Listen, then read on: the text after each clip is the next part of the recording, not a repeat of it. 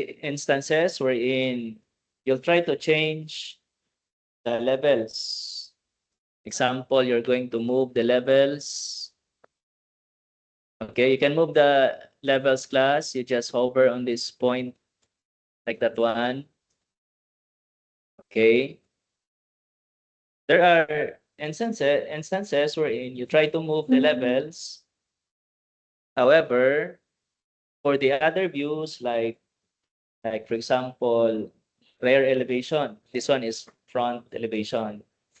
When you move the levels, the rear elevation's positioning of the levels gets affected.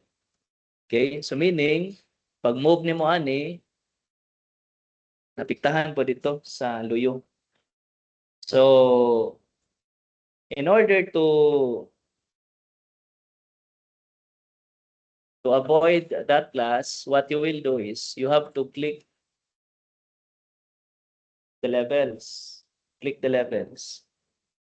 Hover near the level, you can see a small text.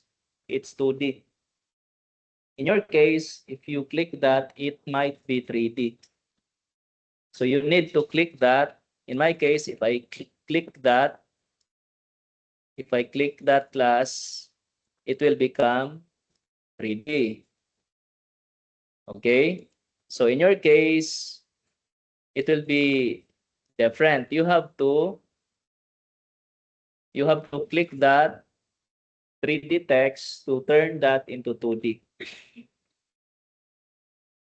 The reason for that is once it's 2D, the level's positioning is tied to the view only. If you try to move, class this level, okay, kung ato na siyang i-move, it will only affect this particular view. It will not affect the rear elevation or other views. Okay? So that's the purpose of this item. 2D, this text, no? 2D.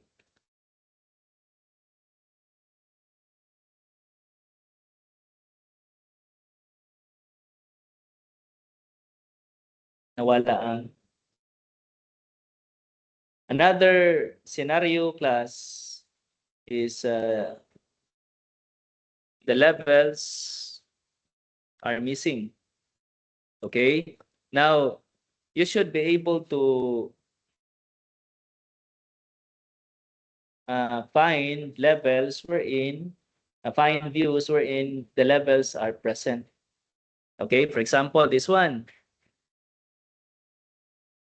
This level, let's say top of roof, is not present on other views, not present on right side view, not present on left side view.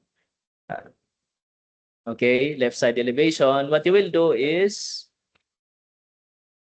click the level, right click, then maximize 3D extents. It will appear. Okay, so meaning if this particular level, top of RB, is not present in this view, I have to check the other views wherein this level is present, and then click on that, then choose maximize 3D extents. And then after doing that, it will appear in the view wherein it's missing.